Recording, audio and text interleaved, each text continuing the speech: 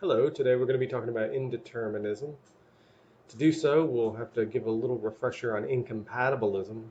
Then we'll hop right into indeterminism and then a couple of theories. We'll build up these theories in strength, starting with an extreme version, then a moderate one, and then, well, you'll see. Then we'll summarize and move out. So let's go ahead and get started.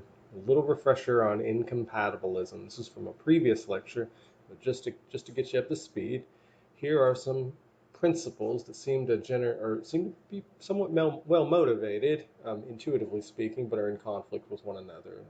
There's a puzzle we got to solve. So, like, sometimes people act freely, seems plausible. Every event is caused by a prior event, also seems plausible. Free will and determinism, namely these two principles we just read off, are incompatible with one another, and if that there are good reasons to accept these principles, but we can't accept them all on pain of inconsistency, so we've got to find a good reason to give up at least one of them. Now, previously, we talked about accepting determinism and rejecting free will. That was in the theory we covered called hard determinism. Today, we're going to go a different direction. We're going to reject determinism and lean in a little more to free will. So that leads us to indeterminism. That is to say, not determinism.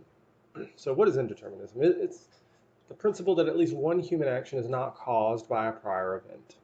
And this is one way, again, out of the difficulty that we're facing ourselves with.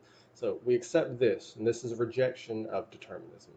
Now, at some point in the near future in class, I'm going to have you do some skill practice, providing arguments in premise conclusion form, showing that indeterminism and determinism are incompatible. This is exactly the sort of thing I might ask you to do. So just note that for the future.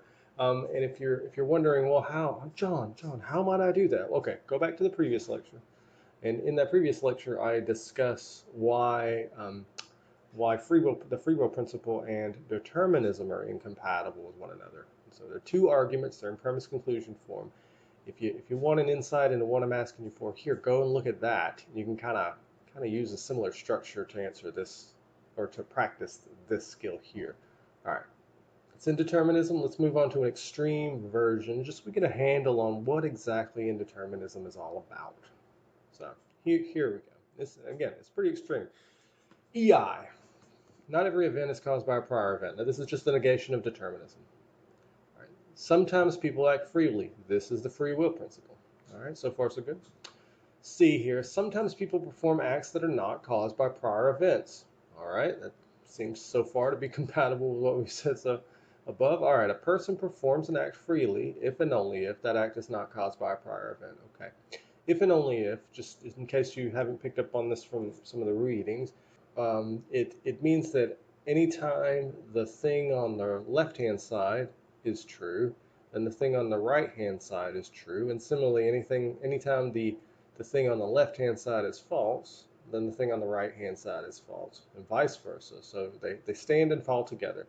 So if it is in fact the case that a person performs an act freely, and that's true, then it has to be true that an act is not caused by a prior event, according to D. That's what if and only if means. Similarly, if it's false that a person performs an act freely, then according to D, then it's also false that act is not caused by a prior event. So again, they stand and fall together. If one's true, the other's true. If one's false, the other false. Okay, moving on to E, a person is morally responsible for an act if and only if, so if they perform that act freely. And this altogether, A through E, this is the theory of extreme indeterminism. And note, we get a little freedom out of here, right? Like, it says there are some events that are not caused by prior events, and when humans engage in those sorts of events, then they act freely. So there's space here to be free. This is too strong, though. Let's see why.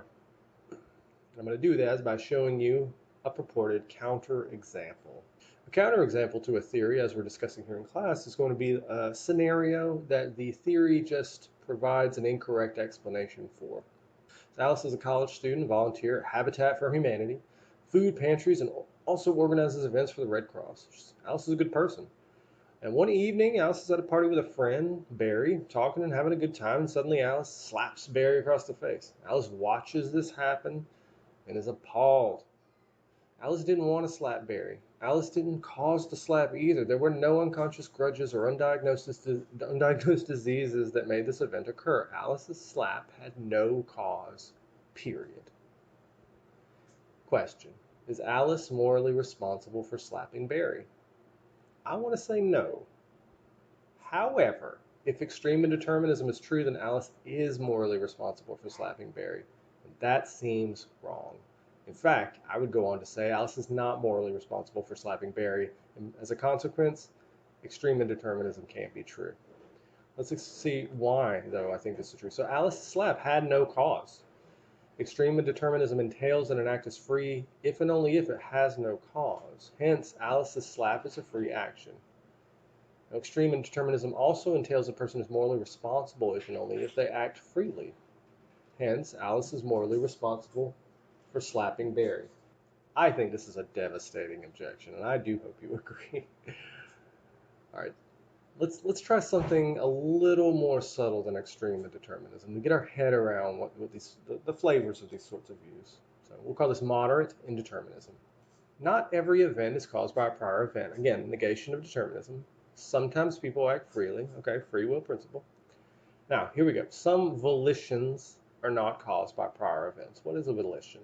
Okay, an event E is a volition if and only if that event is an act of choosing or deciding or willing to do something. So when you see volition, just think act of choosing or deciding or willing, something you do all the time.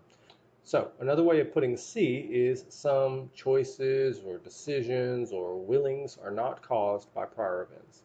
Now D says sometimes people perform acts that are caused by a volition that is not caused by a prior event. And E says a person performs an act freely if and only if that act is caused by a volition that is not caused by a prior event. Finally, F says a person is morally responsible for an act if and only if they perform that act freely. So consider my acts are usually caused by my choices, my willings, my decidings, etc. If my acts aren't caused by anything else, then I perform these acts of my own free will, right? Like my choices aren't caused. I'm the one that's doing the choosing. Nothing's causing my choosing or deciding, etc. This is, again, a little more subtle than extreme indeterminism. In fact, it avoids the issue we noted with the Alice counterexample, because Alice's slap, recall, had no cause. And so Alice's act was not caused by any volition. It wasn't caused by anything. Modern indeterminism entails that Alice did not act freely, and so Alice is not morally responsible. And that is the right result. However, check this one out. Carol's a college student, volunteer, etc. Good person. Going on. One evening, Carol's at a party with a friend, this time Dan, talking, having a good time. Suddenly, a decision occurs in Carol that results in Carol slapping Dan across the face. Carol watches as this happens and is appalled. Now, Carol didn't want to slap Dan. Carol had no desire to slap Dan. Carol's decision had no cause. It's just an uncaused event. It just happened. Now I know what you're thinking. This is crazy. Like what sort of example is this? Like, it had no cause. Carol was just talking, and all of a sudden, no desire, didn't want it. All of a sudden, like a choice happened, a decision happened, and pff, smacks Dan across the face. According to modern indeterminism, not only is this possible, but it actually happens. There's a disconnect on this view between desires, which we often think inform our actions, but a disconnect between desires and our choices or decisions.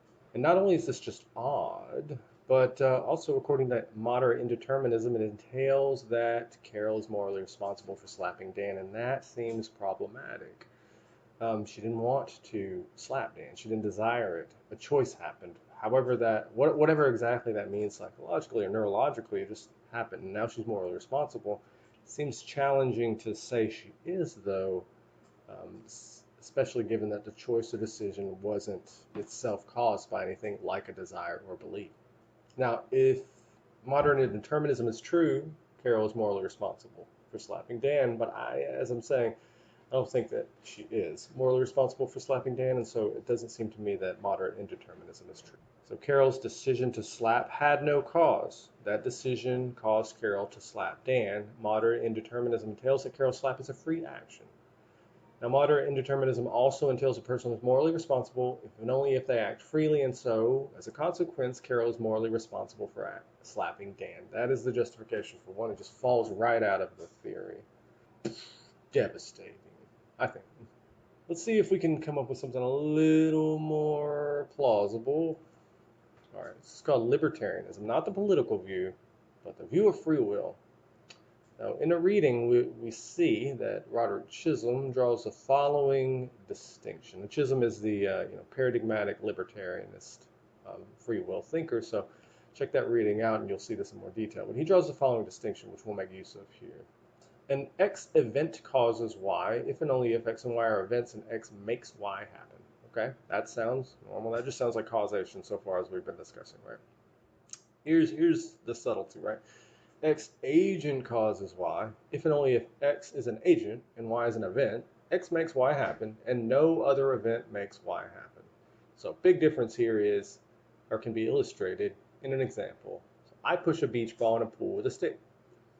The movement of the stick causes the movement of the ball. The movement of my arm causes the movement of the stick. And the movement of my muscles cause the movement of the stick.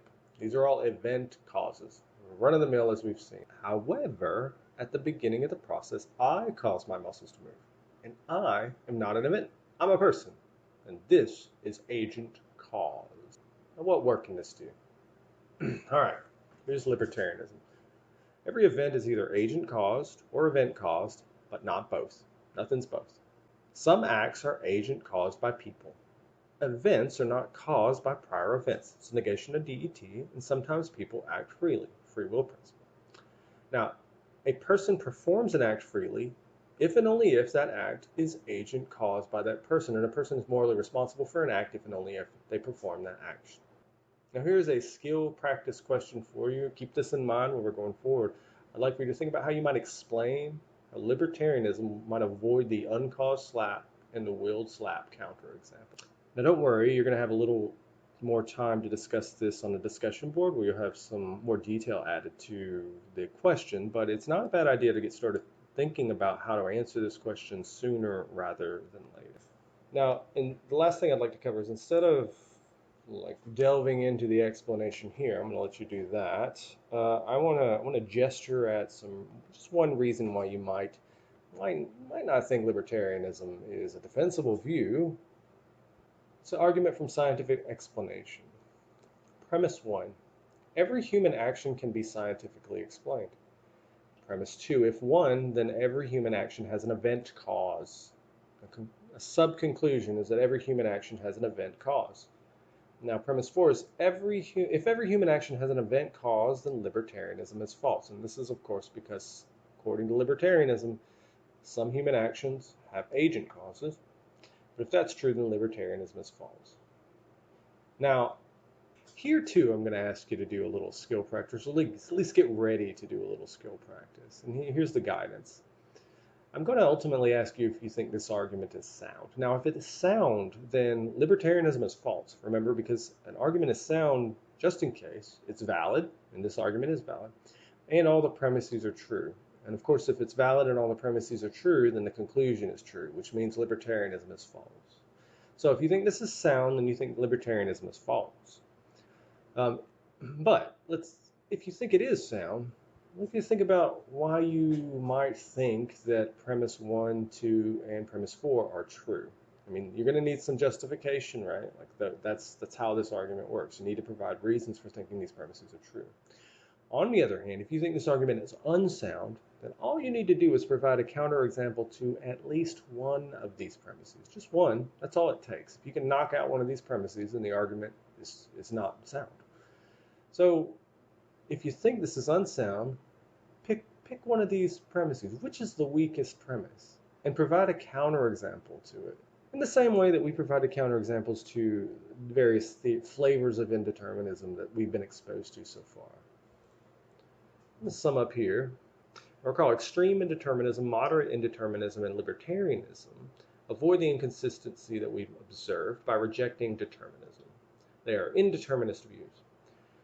EI and MI seem to suffer from serious, I think, devastating counterexamples. And libertarianism introduces a conceptualization of free action that may conflict with scientific explanation, which the weight of that is to be seen as you practice your skill.